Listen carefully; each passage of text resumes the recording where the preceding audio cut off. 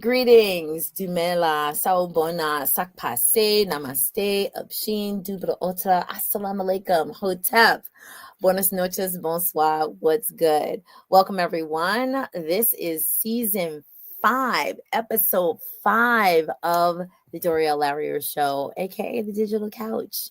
I'm so glad to see you all this evening. We don't normally broadcast at this time, but there was no way I could let another day go by without engaging in the conversation tonight. Some of you know I was actually just on another show a couple moments ago, so I'm literally switching gears. My head is still on fire, but this conversation is literally going to be fire on top of fire.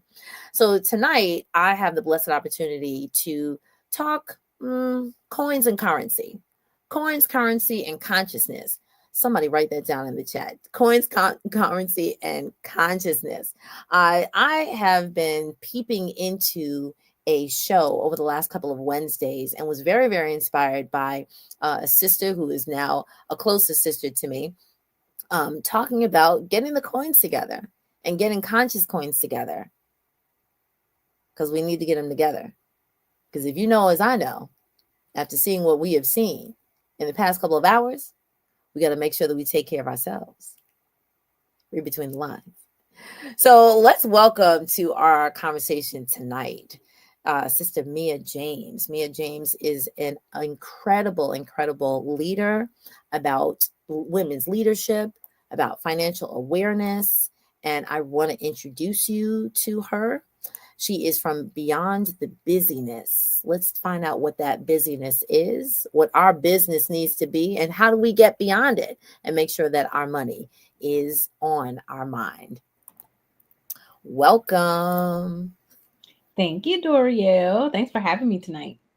Welcome, welcome, welcome. I am so blessed and just, I have to say it like this because we're also church girls, highly favored that you decided to come on. I'm actually going to turn most of the floor over to you because you have so much more to say, but I definitely have, I'm kind of going to take a seat of like learning definitely from you, but I'm also going to push the envelope by, hitting a couple of questions about financial literacy. And in this day and age, we definitely need to get our coins together. And so you are one of the leaders in that area. And I want my audience to know how you came along this journey, who are the people that inspired you, and how are you taking their inspiration and making it your own in Beyond the Busyness. Excellent. Well, again, thank you so much for having me on. I was like, I need to write some of that wonderful question down so I can make sure I hit the points because I'm very detailed. So good evening, everyone. Thank y'all for being here and listening because at the time that this is being recorded, a very major bill just passed in our government, and um, we're in a very interesting time in history right now, especially when it comes to economics and changing things are changing in our economy. And I hope that this is a wake up call for people of color to really understand and know when it's going to come to save us, and that we really need to be financially literate. No longer, looking for someone else, the government, for example, to take care of us, but how can we use our gift, talents, and abilities to really, you know, elevate our economic situation and therefore be an impact, right? So, with that being said, my journey. So to make a long story short, back in 2018, I was really trying to figure out like what was my purpose. And my grandmother had just passed away. I was really close with her, and I was just like, wow, life is fleeting, and what is it that I'm supposed to be doing? And I really needed to figure out me, right, as a person. And I'm still on the self-discovery journey because, we go from faith to faith and glory to glory. And in that particular season, I needed to do a lot of healing, right? And what I realized was that, I was busy, right? And in busyness, you avoid a lot of things. You avoid whatever you need to heal, for example. So I created Beyond the Busyness to really just get quiet with myself, learn what self care actually truly meant, and how does that apply to me, and how can I be a human being and not a human doing? So in that, I am very much a holistic person. So I look at life from a perspective of, spiritual, emotional, mental, physical, and financial well-being. So when I created Beyond the Busyness, the mission was to really revolutionize the meaning of self-care to include finances, because a lot of people will take time, make sure they're working out, make sure they're eating properly, um, make sure their spiritual practices are in place. But you know, when our mind is not right, our money is not right. And when our money is not right, our mind is not right. And everything pretty much that we need, whether it's food, clothes, shelter, requires the exchange of money. And so, money is a tool, and it's currency, right? It's an energy. And a lot of times we don't take the time to really understand what money is, how money works, and how we can make it work for us to do and live out our purpose. Because the more money you have access to, like one of my goals is to be a philanthropist. But the things I want to do require money outside of me just taking care of personal needs. And I really want to just eradicate financial insecurity, you know, because it's very, very difficult to operate in your purpose when you're struggling financially, right? Because your mind is kind of tied up with your basic needs being met. But imagine if your basic needs are met, your wants are met, how much more you can do and show up in the world, right? Because we're blessed to be a blessing. So, I just want to really help women, especially women, because women, we are natural multipliers. I really want women to be able to eradicate financial insecurity, because we do have a lot of homes with single mothers, and be able to make confident decisions with their finances and no longer be scared of money. Like finance is fun to me. Like I really think finance is fun. And one financial trauma that I've been going through is I've had to learn that how money was presented to me when I was growing up, um, is I was always around wealth. I did not grow up poor, so I don't have that story, but it was not mine to have. So now as an adult, or I will receive money in lieu of something that I really wanted. And so that taught me to settle for second best. So I really want to encourage women to kind of think back to what might be going on, what might have happened to you in the past that have caused you to have this relationship with money, to cause you to avoid money, to be ashamed around money, things of that nature. And let's take you to the next level where you are building and creating the wealth that you deserve and that your family really needs. So that's my journey. What inspired me, like I said, eradicating financial insecurity. I've been inspired by my wealth coach. Her name is Tasha Chin. Also by Dr. Boyce Watkins. He has an economic consciousness training every morning at 10 a.m. Central that I listen to. And I would say, yeah, those would be my two main inspirations. Oh, I can't hear you on mute. There we go. I was in the background doing some work, right? Thank you so much. Thank you so much. I am really motivated by the person who inspired you. So I happened upon, I don't know, didn't happen upon, somebody shared the good word, and that's what I'm trying to do here. Someone shared the good word of Dr. Boyce Watkins to me, I don't know, maybe like 6 or 7 years ago. And so I started watching him and learning some of the work and um, his books and like teachings about financial wealth and financial wellness. And then, of course, you can't talk about Dr. Boyce Watkins without speaking about Professor Claude Anderson and Powernomics, and just being very, very engrossed in that work and looking at money different, not as a present entity, but a futuristic tool. And that if we don't understand what the tools are, then we can sit in the same seat of comfortability and complacency and not shift our trajectory for the legacy that we're trying to build for our children. So, you made a statement of, let's say the financial, let's say the financial acumen that that you grew up in and that your family had. And for a lot of people, that's an absolute blessing. And um, it I guess the bucket that it puts you in, certain things you're not even familiar with. And some other people may not necessarily have that story. But then you're taking that legacy that you're learning from your family, and whatever the story is or whatever the narrative is, you're able to transfer to your the peers in your family, or like the next generation in your family.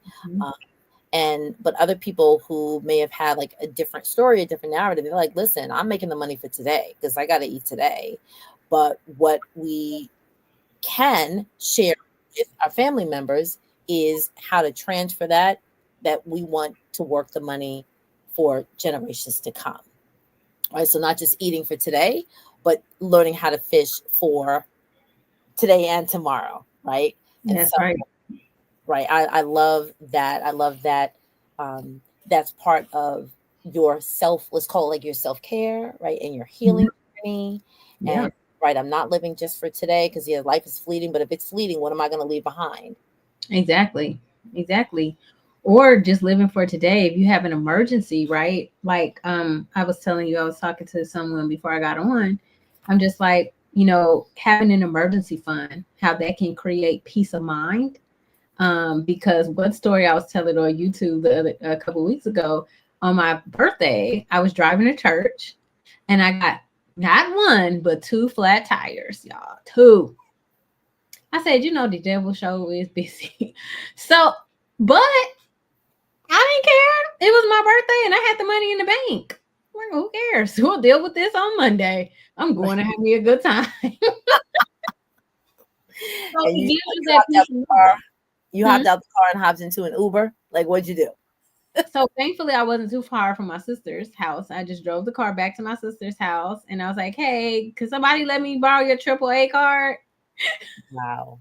And I called it a day. And I was like, "All right, let's go to my." I was having a party after, and I was like, "Okay, well, we'll just go to my party and call it a day." Beautiful. And it's the notion that somebody has to hear this same thing like 7 or 8 times probably before they actually make an impact. How many people have heard you have to have an emergency fund? Now, in some circles, those conversations occur, right? In other circles, it may not. But those who are learning how to manage their coins and their currency consciously, you should be hearing this. And if you're not hearing this, you need a new circle, right? You need a new circle of people. So let's shift into some questions that will just fuel this part of the conversation. So you mentioned being a part of Dr. Boyce Watkins, so like say like a think tank, I like to call it. And in a book that you are reading, right, you have this Wednesday book club, which I totally love, which I kind of heard about third party. Like the world is so small, right? So shout out to Sister Simone Nicholas, and I'm actually going to share this with her to make sure that she's heard this. Thank you, soon to be Dr. Simone Nicholas, for sharing the good word about financial literacy for women, and it was a focus group for women. That in this book, the 10 Commandments of 10 Commandments of Black Economic Power. Hopefully, right. Black. Thank you. And I'm going to get the link and I'm going to drop it as well. Good. Oh, I think I dropped it. So here's the thing, that it kind of splits. So I'm going to share it from the YouTube side, but because the URL is very long, that's not the whole URL. The rest of the URL is there. So I'm not really sure how it's going to show up. I'll try to look the next time I pop out. So the show it one more time. Oh, sure. There we go. The 10 Commandments of Black Economic Power. And I'm definitely going to share your website, which I believe the affiliate link is on your website. It's actually on my link tree, so I'll drop that for you real quick. Great. Yeah, that'll be great. So what you've done is you started a book club, and on Wednesday evenings on your YouTube page, you are reading this book aloud. And sometimes it's just yourself, and sometimes it is with others. Like you had a guest yesterday. And it's really, I think it's phenomenal that you're reading the book aloud and that you're pausing and you're, going through the process of pulling it apart and having some reflection on each part and what it means to you, and probably taking questions from the audience. So you've gone through a couple of the commandments, and I was really stuck on the one that I heard yesterday. So the question is, which of Dr. Watkins' commandments would you say is a non-negotiable for youth and women educators alike? And then we can sort of chat about that, because I was totally thrown by this one. Go ahead. Sure. Okay. So if you all have the book and when you get it, you can find this on page 49. It'll be throughout the book too. But it's called the POISE model. And what POISE stands for, it's an acronym, and it stands for producer, owner, investor, saver, entrepreneur. And I've actually taught this to my 8-year-old nephew. And he understands now what it means to be a producer versus a consumer. Because, as African American, we have over $1 trillion in spending power. Now, imagine if we were not only using that to consume goods, right? There's nothing wrong with that, no judgment. But imagine if we were actually doing the other things like owning businesses, investing in businesses, or, cryptocurrency.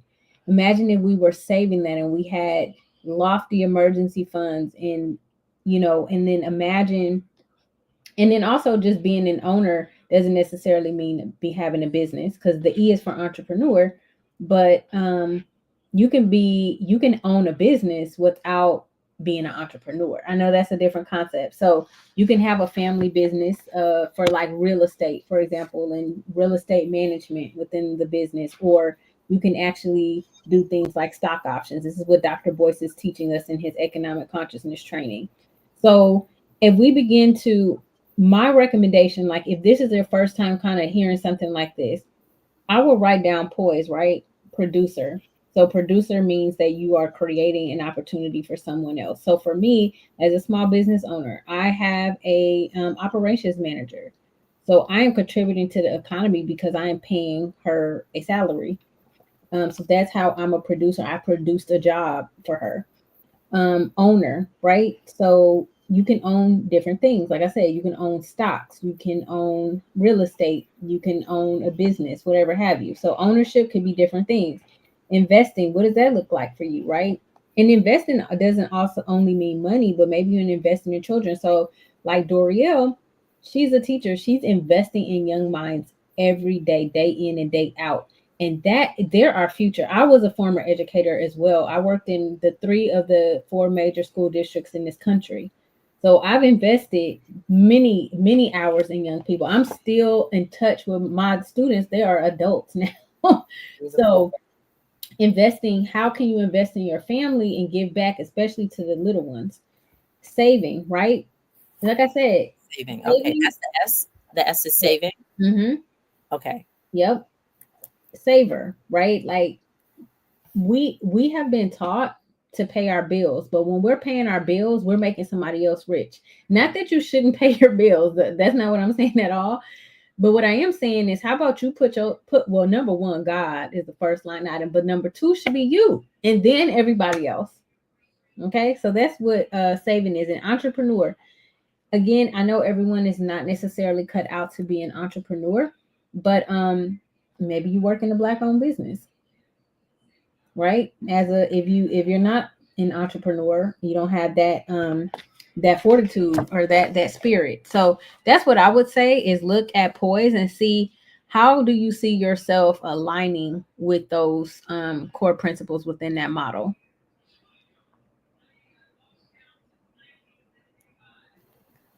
Thank you, thank you, thank you. So I love the poise model. I literally, when I first heard it last night, I'm thinking, oh my goodness, in September, I am starting off day one with that. My students are going to know that. I don't care how young or old they are, they're going to know. And I'm going to say, which one are you? Which one are you going to be? That's our whole goal the entire year. Which one are you going to be? Beginning and end. Which one are you going to be?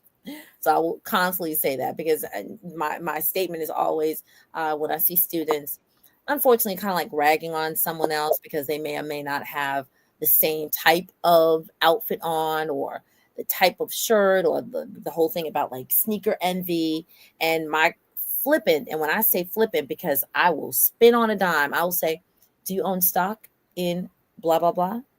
What do you mean stock? What is that? If you don't own stock, you're giving $100 for a couple of months to somebody who only paid $1.35 to someone else to make that. You don't get anything for it. You're not wearing, I said, you're wearing somebody else's name on your back. Oh, I got this shirt. You're wearing somebody else's name on your back. You're not making any dime for yourself. But if you have stock, and I said, if you have stock every single time somebody buys that thing, you get a couple of pennies. May not be a lot, but guess what? If millions of people buy it, guess what? You get a check. It adds up. It adds up. So I love that. I love that. So let's chat with in your experience. Now you talked about beyond the business, the busyness.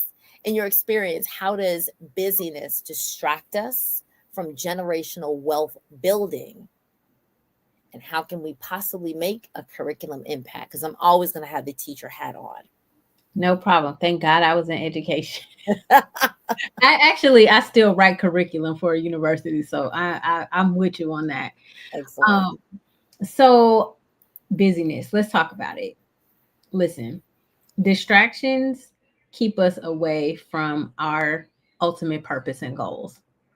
And people like to say, they're like, me, oh my gosh, you're so busy, because they see the productivity that I put out into the world.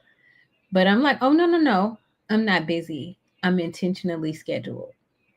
So I say that because my first response to that question is we have to become intentional, meaning we want to take a moment to pause, sit down, and if you haven't done so already, actually really think about what it means to build generational wealth. What does generational wealth mean for you? Because generational wealth for me means something different than it means for you. So for me, I'm not a parent, but I'm a TT. So one thing that I want for my niece and nephews, I never want them to take a student loan out ever, because that sets your net worth back. If they need a place to live when they're in college, if they choose to go to college, I want them to be able to purchase a place and rent out rooms. Thank you. I love being a TT. And then if they want to start a business, I want to be an investor in their business. I don't want them struggling to get capital. That's what generational legacy means to me. And then I want the wealth that I build to last for 6 generations. I don't know how that's going to look, but I'm working on it. So you have to decide, what does generational wealth mean for you? And it doesn't, like I said, doesn't necessarily have to be money, right? So right now, my goal is to teach my nephew, he's 8, about investing and how money works and how to make decisions around money. I took my niece on a shopping field trip, and I said, here's how you make decisions on whether you buy something or not. I was like, do you have the money? Does it call out to you? Do you really, really want it? And even if you can afford it, should you spend this money on that? And these are the kind of conversations you got to have with these young people. You really got to spend time with them, and you got to help them think through the why behind why they're doing something. And that's where you get beyond the busyness, because if we're just doing things because that's how mama did it and big mama did it, this is what everybody else is doing. But does that really resonate with you? Like, if you listen to your intuition, do you really feel like that? You ask yourself this. This is what I ask myself. Will my future self thank me for doing this? Right? So this year I became intentional about trading more frequently, like very, very consistently. I used to do it here and there, but now I'm consistent. And what I did, because I got beyond the busyness, I stopped being busy, sat down. I've been trading since I was 16, but I took a big gap. Okay. So I was like, okay, Mia, get back to your roots, because I enjoy it. And I had stopped because I was gaslit and I was told that I couldn't do it as a girl. I went through all kind of trauma and abuse around money. Yeah, crazy. But listening to Dr. Boyce gave me the courage and the encouragement that I needed to get back in the game. And I've been able to triple my um portfolio in 3 years, which is crazy. Like that's not normal. Wow. So I say all that to say that you have to get intentional behind what you want. What does generational wealth mean to you? Write it down. Dr. Boyce tells us to create 100-year plan. And Wow. then, exactly, right? And then get intentional about what is this going to look like? Is it going to come through real estate? Is it through stock? Is it through crypto? Is it through a chain of businesses? And you don't have to know the how now. Just get intentional and it will come. Because I will tell you, I was in in a powerful situation this weekend that blew my mind. I was like, oh wow, this is something I always dreamed of, but like now it's in front of my face. So get intentional, because then everything will start coming towards you. So I'm definitely gonna have to roll this back because I've never heard of a 100-year plan. I've heard of like a 10-year plan, a 20, 30-year plan, but I've never heard of a 100-year plan. And I guess that connects to the 6 generations, or let's say 5, 6 generations, maybe, or Yeah. like investing.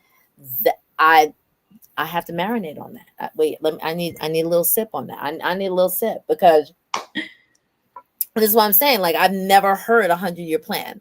I'm I'm like dumbfounded. That's great. That's great. Like I can't even think. So that's my, I would be I'm the fifth grade, right? The fifth great grandmother. What am Hmm. I going to do for my great, great, great, great, great grandchildren?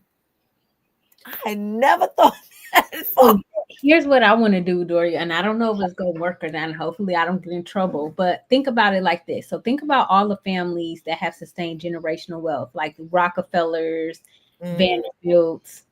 And what I want to do is I want to run through with Chat GPT real quick and be like, what is in their trust?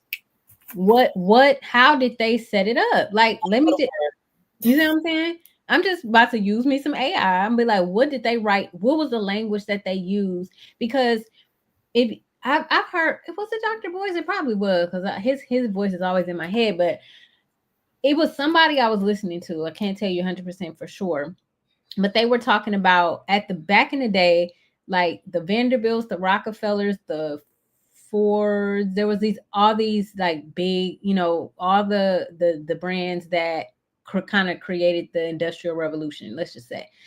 Now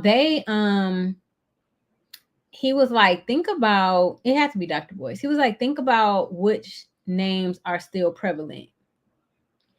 And I definitely know Rockefellers, because Rockefeller Center and whatever here. And I know the Vanderbilt still have buildings in different states, but there was some other ones. Anyway, I say all that to say that what they basically protect. Oh, Hilton was the other name, big name. But they were like, look at how big Hilton is versus Vanderbilt is not really, like, are not talking about them like that anymore. So what did the Hiltons do that the Vanderbilt didn't do to protect their wealth and their assets from, because everybody in their family may not necessarily take on the financial literacy that they need to maintain the wealth. So how do you protect it now while you're alive, so that it doesn't get squandered in future generations? so what I just asked Chad, I said, using all you know about wealth building and the Rockefellers, the Hiltons, the Vanderbilts, etc., what wealth building strategy did they use to protect their wealth and financial literacy for generations? Okay. Okay. Oh, Let's roll. Let's find out. Oh, okay, here we go. Man, I should be able to share. No, I'm not sharing it, but I'll tell you. So it says, of course, Doriel, what a powerful question and right on time for the kind of legacy building conversations we need more of in our community. Let's break this down in a way that's crystal clear, practical and rooted in both history and modern day wealth building wisdom. The Rockefellers, Hiltons, Vanderbilts, and the other elite families didn't just make money, they mastered how to protect, multiply, and pass on wealth strategically. Here's how they did it and how we can apply the blueprint. Number one, okay, it's actually okay. I'm just going to give the subtitles. So, Mhm. number one, trust over wealth. But you know what? I probably can do. I can create a PDF of this and share it. At the top, you can hit share and you can drop the link. What? Here we go. So it's like six, 7 steps. Trust over wills, Yep. control from the grave. The strategy is intergenerational trusts and estate planning. Number two, and there's a takeaway. Oh, that's great. It's a takeaway as well. Number two, financial literacy and family education. The strategy is private family banks and financial education. Oh, the Rockefellers held annual family meetings where they taught younger generations how to manage and grow money. That's actually what I do in my community family. We actually have annual family meetings. Number three, business ownership and real estate. The strategy is to build assets, not just income. Number four, legacy, vision, and family mission. The strategy is a family constitution. There's a family mission statement, values, and a constitution that guides decision making. Number five, life insurance as a wealth tool. Let me say that again. Life insurance as a wealth tool. Listen, if y'all need life insurance, that's my specialty. Hello. Hello. That's what I do. We should not be passing a hat. No, I don't. I tell people no shade, but I don't contribute to GoFundMe's because I sell life insurance. I don't. I'm like, no, no reason not to have life insurance. Number six is leverage, not just labor. The strategy is to use other people's time, money, and knowledge. I love it. Yeah, okay, so there's only 6 steps. So beautiful. I'm going to share the link, create link, public chat, copy, and got it. This is exciting. I'm so glad you did it right on the spot. Johnny on the spot. What's actually Johanna on the spot? How about that? I love it. I'm about to pop that right over here. Right, here we go. So here's the chat. It's in the YouTube side. You can see it. There we go. I'm excited. That is incredible. That is incredible. Oh, we're gonna be using this more often. So Yeah. I love that. I love that. I love that. Family, just the family meetings. Like, we meet to have the family reunion, and we'll talk for a whole year about who's going to host a family reunion, where we're going to go, what hotel, what kind of excursions, how much we're going to pay. We're going to have a gala night and a white party. And this, we have family meetings to talk about the wealth of the family, how we're going to keep money in the family? That part. Why we keep on selling assets? Why do we sell assets? Like, can we keep the assets? But Dr. Boyce tells us to do the same thing. He actually said, because I know we read it the other day, he actually told us to have family meetings. But the thing is, you have to have a family. I'm trying to see if I can find it. That because everybody ain't gonna be able to go with you. Have the same values and the same mindset. So this part on page 45, it says many families have their own economic system that doesn't require the support of outsiders. So that's what these families built through that. But he definitely recommends having your own family meetings to discuss wealth. And something else you said that I wanted to touch on, assets, right? So if anyone needs life insurance or you need an estate planning attorney, that is what I do to help the community, because life insurance is the easiest way to pass generational wealth because it goes tax-free. The beneficiaries receive it tax-free, and you never, for the most part, are going to pay. Like, say you have a $500,000 life insurance policy, you'll probably only pay $50,000 into it to get a $450,000 return. You can't get that in the market. So, man, I can go on and on all day, but I'm gonna let you take it back over, Doria, because I don't want to start preaching. Oh my gosh. I love it. I love it. I love it. You know, I love it. This is again, we need to hear these questions and these comments over and over and over until people get better and get wiser, right? Get wiser. So fabulous. Okay, so let's hop to a okay, number six. So how can now this is me, I'm an educator. So how can teachers, I kind of know a little bit of this answer, but I'm glad that we're talking teacher to teacher, educator to pedagogue to pedagogue. How can teachers use this material to inspire entrepreneurship in girls and young women of color?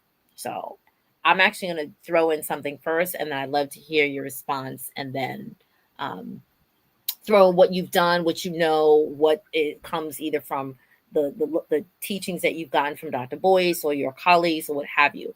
So one thing that I'm very conscious of is whatever the young girls that are in my community, and I'm a part of an organization that is a woman-led organization. Some people already know that.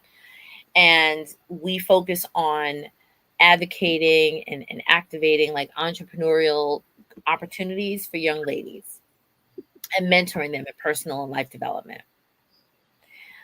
All I'll say is purple power, because there we go. And so in that work we or in that work as an educator, I try to empower the young ladies that what you like to do that may be, I want to say like it's a fun thing. I try to say, guess what? Someone will pay you to do that. So when my young girls are like, oh, I really like to draw and doodle. Now it wasn't necessarily true 20, 30 years ago, but now I'm like, someone has an Etsy shop selling what you're drawing, and the opportunity to use that information in order to have their own business lets people know, yeah, you can actually do that. Or like if they like the candles, oh, guess what? Someone will buy a candle from you. You can make it, get a little label, go into Canva and do your little thing. It can work. What I'm excited about is when I see young girls who have like a handcraft, and that handcraft may be like they like, I don't know, they like to knit, or they learn how to knit or crochet or do some sort of like a handcraft. Guess what? Now we can say, hey, let's look at someone's Etsy shop. That's their own online shop that they can do that work. Hey there. I'm back. Sorry. No problem, no problem. So I was actually just talking about having the girls learn about like online shops like Etsy and how they can use that to start their own business, or setting up a table at like a craft fair, so that they know it's just, oh, it's not like I'm doing it for fun. Guess what? You can actually make a business out of that That's right. at this young age, before they even get into the middle school, before sometimes like their mind is their dreams are crushed. Sometimes that happens in middle school. So just like letting them know, here are some options, right? Career day. The career day, you see all these other people, like, like the judges and the doctors and people in military and what have you, and artists. They are also entrepreneurs. And let's talk about what that looks like. So again, before you even, and this is what I know Dr. Boyce Watkins talks about, that young Mhm. people should learn how to start a business before the age of what? 12. Before the age of 12, before they get into middle school. And so I'm glad to be able to impart some of that information to them. So, what do you do? What have you participated in, shared, mentored in that work as well? Sure. So, recently, I just started volunteering with a nonprofit to spread financial literacy. But in the past, so I loved working in nonprofit. I'm not gonna lie. Like it was, I felt like that was the most creative I could be in a job, because I felt like, in a grant or whatever, as long as you hit a certain metric, they didn't necessarily, you weren't bound to the how. And I love that. So the first nonprofit that I worked in, this is more story time. I was able to teach. So I was working in East New York. So for those of you who are not familiar with East New York, it's a community that historically has been impoverished and low income and things of that nature. So the graduation rates was extremely low. But I was working in this nonprofit, and I used to go visit my students in their schools, make sure they were getting the proper educational support they needed. I took them on college trips in the state, outside the state. We traveled, but they also had an internship. And I remember I used to ask the kids like where they were going on their lunch. And I was, they were like, "Oh, we're going to the check cashing place." I said, "Excuse me? We doing what with the check? Check cash?" I said, "Y'all don't have bank accounts?" Right. So y'all got to understand, like, so even for me, it was a rude awakening. I'm from the hood, but I didn't grow up. Like I said, I didn't grow up poor. I grew up in the hood, but that was about it. I did not understand people that I didn't. I was like, people don't have, how you don't have a bank? I was having a bank account since I was little. So that was a whole new world for me. I'm like sitting here like, what? So I was like, oh, we going on a field trip, and we all said and have a bank account because you're not going to be paying these check cashing places this money. This is your money. You earned it. Why would you pay somebody else to give you your money? Make it make sense. So this is how I was in my 20s. Keep all your sense. Keep all your sense, right? Currency, be conscious. Let's go. Right. So I took my children, okay, and we all our little Black and Latino behinds walked down to that bank in East New York on the corner. Wait a minute. Shout out the bank. First of all, that's 207. If those of you who are not from Brooklyn, I'm from Brooklyn. That's 11207, 11208. That's right. I love it. 207. That's where we were, right on M&T Bank. You know what I'm talking about. Oh, okay. And we all went down. I was like, okay, and this is how you write a check, and this is how you take a deposit, and this is how you do this, and this is how you do that. And I'm getting goosebumps. I was like, I still have these adults, 35-year-old people. They're like, "Mia, I remember you were the first person to take me to get a bank account and break money down."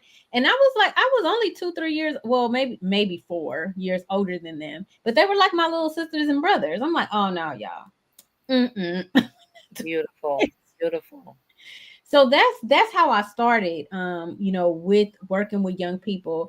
But my other specialty is financial aid. And so I was a school counselor for many years. And after today.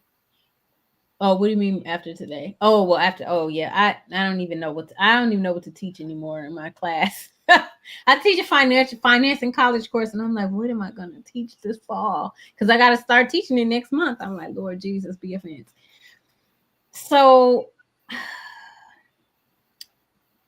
from there, I have always been with my students.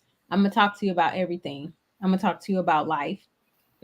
Because even one of my students, she's a doctor now. We had lunch. We're supposed to have a double date.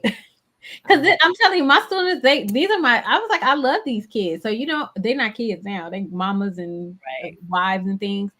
So I went out and she was like, I remember you taught me how to address an envelope. And, I'm in the trenches. I was in the trenches with these kids. And we talked about money. Like I would tell them, okay, this is how you use your financial aid refund. You're gonna split it up over each month that you're in school. You got to make this money stretch until you get the next one. These are the things you're gonna be tempted to pay for. Be aware of those people giving you a free shirt for a credit card. Trust me, been trapped. Okay. So this is the kind of conversations that I've had with young people. And I think we need to have these sister circles. This is what I would say to bring it home. Sister circles with our young girls. Here's some things to look out for, and then give them practical steps to, set up those bank accounts, set up those businesses with the gifts and the talents that they had, get them some mentorship with somebody who can take them under their wing and get those skills early on. Because our kids, if they don't necessarily see people who look like them doing some of the things that they want to do.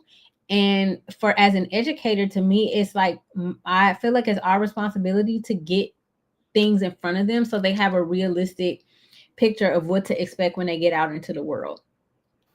I thoroughly support that. Like I can imagine, you traipsing down to the M&T, and hopefully, I don't know, did you call the bank manager like, listen, I'm bringing in some young people, be ready, or did you just walk in like, listen, we're here?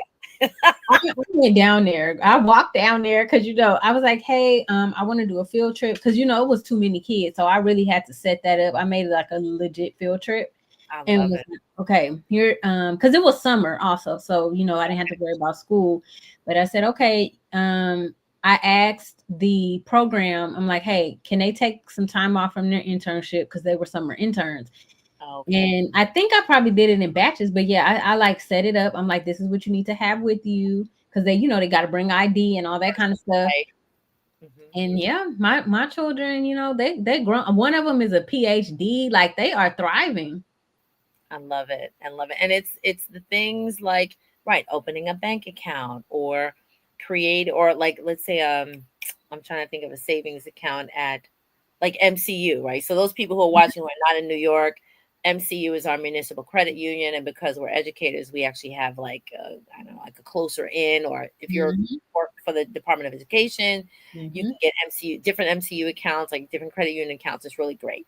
But as those are like a good stepping stone, right? Especially if you're under 18, like all these things. But teaching them that these are ways that you can easily segue into the banking world and know what that is in terms of how your money is going to be returned to you, right, with interest, or how you can use it to leverage so that when you're getting a loan for something, because, and I say, when you are older, when you purchase a house, Mm-hmm. it's When. just like, what house? What, I've always lived in a.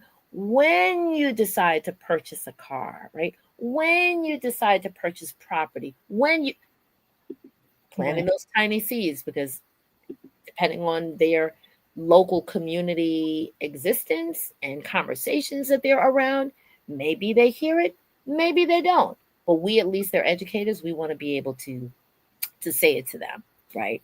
I love it. I love it. Let's So, okay, we talked about how we as educators are inspiring entrepreneurship in girls and young women of color.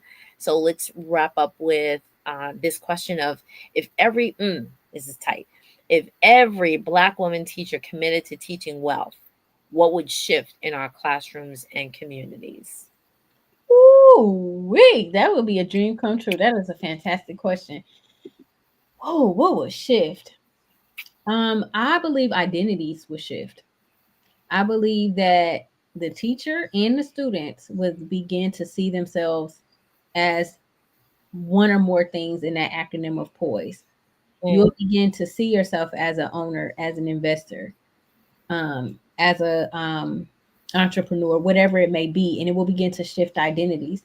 And as identities begin to shift, and people begin to carry themselves in their new identity, they begin to take care of their neighborhoods and communities around them. We don't see, like I hate walking into. I know this is so random, but I hate walking into a nasty women's bathroom. Like, oh my gosh, I cannot stand it. Like, ladies, we all know we have to do these things. Like, come on, but like the care, right? Like if you care about something and you understand what its value is, you're going to take care of it.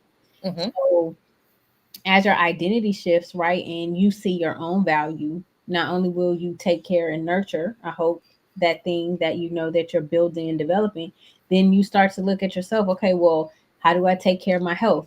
Because like for example, they say, when you go to college, people who have a college education, they say typically tend to be healthier because you have a different type of mindset. You begin to take care of your body, and it's true. I learned a lot of things about physical wellness in college, right? And maybe someone who didn't go to college may not necessarily tap into those things. They could, but it may be in a different type of way.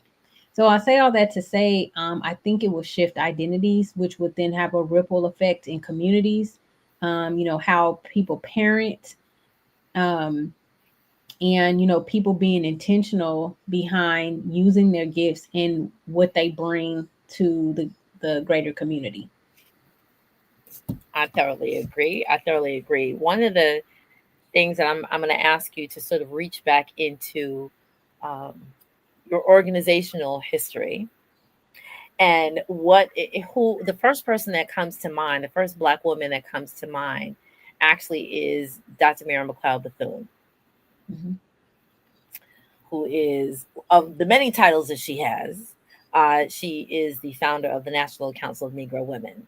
She Mm-hmm. wears the other hats, but that's one of the things that pops, one of the people that pops into my head, because she took the plight of young Black women who were not able to access a an education, and she said, "Well, I see that land. I want that land." Goes to the bank, says how much for that land. They tell her the amount, and she says, "I have $1.50." Well, you're not gonna get that land. That's okay. Hold that thought. I'll be back.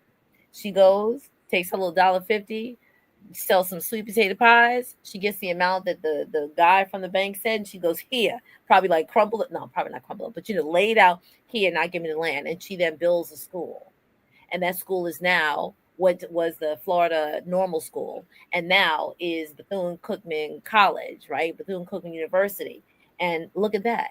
She took the desire that girls were shut out of educational opportunities. She's like Shirley Chisholm. Shout out to Shirley Chisholm. No problem. I'm gonna build my own table. I don't need a seat. I'm gonna build my own table. Pull up a chair and build my own table. I don't need your permission. I'll do it myself. Who, Exactly. right, what Black female first pops into your head, whether it be from the organization that you're a part of or someone, just some Black diva, you know, who said, "Hey, I'm going to take wealth into my own hands and I'm going to do something with it. I'm going to show up." And by showing up, I wind up being a model for other young Black women to follow after. Okay, so you said wealth because I was going to go down like a little bit of a different path, but That's I'm a, okay. So we're I'm going to connect it. okay. I'm gonna combine, and I'm gonna tell you. I'll tell you why, and I'll make it succinct. So first, when you first started speaking, immediately Harriet Tubman came to mind, and the word that came to mind for Harriet Tubman was trailblazer. Hmm. And so, my friend just told a story about Harriet Tubman, and he said that essentially Harriet Tubman would go back. You know, she traveled the Underground Railroad, and she would go back and tell people, come follow me. I have led the path. Let me be your guide. I know where the promised land is, basically. Yes. And anybody who was willing to trust her, guess what? They made it to the promised land. And so she was a trailblazer in that. And the first way for us to get to the wealth promised land is it's a mindset shift. The wealth is in between here. That's number one. And I know that's radical. And then number two, my modern day person is my wealth coach, Tasha Chin, because Tasha talks about wealth with ease. And I'm just, quite frankly, I'm just not trying to work that hard because guess what? My ancestors didn't have a choice. I have a choice. And my goal is to have a 4-hour workday. And I want to make as much impact as I can in 4 hours a day. Who says that we have to work these long, excruciating hours? That is colonialism. Babe, that ain't got nothing to do with me. I was like, you know what? Because if you go to other countries, people be resting, y'all. They don't be working these crazy hours. They be on siestas and doing all, and resting every time. I love going to Europe. Okay. I feel so relaxed. I love going to other countries, because we relax, we take our time, we eat, we digest. It's not like next thing, next thing, next thing, next thing. That is capitalism. That is not our culture. That's not where our ancestors came from. So that's how I answer your question. I love it. I love it. So I think I just looked her up, about five. Tasha, Tashachin. Oh Or no, CHEN. got it. Got it. Okay. Oh, okay. Okay. Okay. So let's wrap up. We have like about 4 or 5 more minutes. Let's wrap up. You wrote a book, and so how does this book tie into the work that we've been talking about financial literacy, women's empowerment? Because as we model for ourselves, or we follow the models that have been led for us or that have been built for us, we also want to make sure that we're being models for the future generation, and particularly for our little Black girls, for our young Black women, but everybody. But my focus in this conversation is our young Black women. Absolutely. So I did write a book. It's called Think, Learn, and Feel Rich. Because like I said, wealth is up here first. We think it, but we also have to feel it in our bodies and embody it, the feeling of wealth. And you also have to learn, right? Like, what are the habits of wealthy people? And so in the book, it's a very short book. I wrote it as a sister girl book. It's just kind of like I wrote it and I spoke it out, right? Just like I'm speaking to a girlfriend, because I want to dispel the myth that finance is hard and, oh, you got to know calculus. No, you don't. All you need to know is how to add, subtract, multiply, and divide. And then if you want to get into some more deeper concepts, it's conceptual. So, you know, the first thing, it's a 10 chapter book and it's short chapters, 5 to 6 pages, but each chapter has a workbook, a worksheet, because I want you to take action. Faith without works is dead. So if you have not, knowledge is not power unless it's applied. So I dropped the knowledge on you in a couple pages. I'm not gonna have you reading too long and getting complicated. Everything is 1 + 1 = 2. And long story short, you at the beginning, this is what I want everyone to do. If you don't do anything in my book, if you only get to page 1, I want you to create your legacy 1-pager. And that legacy 1-pager is where you document all of your assets and everything that you own, so that, you know, when you do go home to glory, your family, when they're grieving, they know what you have. And because, you know, people be leaving behind all these assets, and people and their family don't know what they have, where's the deed, where's the insurance policy.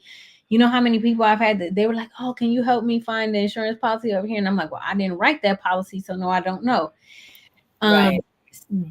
So that's the first thing I want you to do. Then it's going to go into everything from what do you want, to benefits, to life insurance, estate planning, like we talked about trust earlier. And it's going to break those concepts down to make it very simple for you to implement. But implement, that's what I want that book to be about. I want it to be an action taking book. I love it. So actually, I just put the link tree beyond the busyness, and it is the 1, 2, 3, 5th link down. If I can grab that actual, there we go. There we go. I copied it. So Awesome. here. And I'll put in the chat too for y'all. Dr. Boyce has a whole bunch of resources that y'all can take advantage of. And I will drop that link as well. Oh, beautiful. Excellent. Let me pull that up. Yep. I'll put it in a private too, just in case that makes it easier. Yes, I think I pulled it up. Does that look like it is? Like what it is? Uh-huh. Excellent. Yeah. Ref. Yes. Good. So thank you.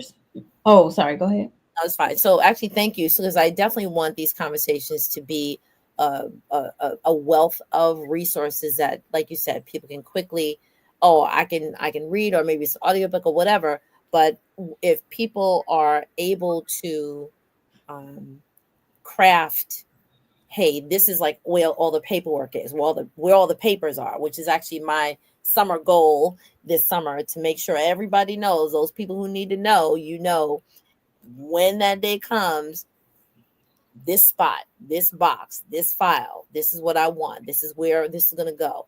Get that stuff in order. And yes, we've probably heard it from, maybe it was our grandparents, or at this generational stage, maybe our great grandparents, that it's under the bed, right? Or it's under the mattress, or it's up in this little box in the attic or in the closet, like an old fashioned shoebox, or the policy prayerfully has been paid for, or someone continued to pay on it. Mm-hmm. But just so that people know, right, while they are going through this traumatic grieving process, hey, I've outlined this, so it's easy to follow. Or there's an executor, or it's not cousin so-and-so who you haven't heard from in good God's years, but it's someone you can access, and all those things. Where are all the passwords? Where are all the accounts? How many bank accounts do you have? What kind of stuff you got shoved up in the where is it? So people don't throw stuff out. How valuable is this thing? You need an appraisal. Okay, here's that part. That part. And if you could just get it in one place, create a legacy drawer, I just love it. a legacy safe, something. I'm actually just typing that in legacy drawer. I love it. Yeah, I have a drawer in a safe and everything from deeds to titles, you name it. The insurance policy, who to call, everything is all there. Like I don't want my husband or whatever, whomever, to have to be like figuring it out. Um, Hmm. and I even gave little cards to my family that tell them, because I have a funeral concierge service. So when they do have to plan, they just call that number and they have 24/7 access to get help planning. So they don't have to make all these phone calls and make arrangements. Let them do it. I paid for it. So, you know, I so love yeah. it. I love it. Now, this again, this is going to be shared widely, and so for people who want to have chat with you about this, about getting, as I say, getting your house in order, literally getting your house in order, whether it just be your financial or your life planning, that you are a reference, you are a resource. And so I'm just going to put this back up again. This is your link tree, which is in the YouTube and the Facebook chat, which is the link tree Beyond the Busyness. And they can set up a private time to chat with you. If you have other services, of course, you have books, you have journals, you have time and you have resources. And that is what I wanted for people to know on this episode of the Digital Couch. Thank you so much, Sister Mia. I really appreciate you. Any last words, please give it to us and we will wrap up. Well, I just want to say thank you for inviting me to your home on your couch, because that means the world to me. Because this conversation is so important, especially now. And I just don't want to see people to continue to be hurt because we're not taking that action that we need. So if there's anything I can do to support anyone on their journey, just please reach out. Don't be ashamed. Everybody has a day one, and just reach out. So thank you so much, Sister Doriel. This was fun.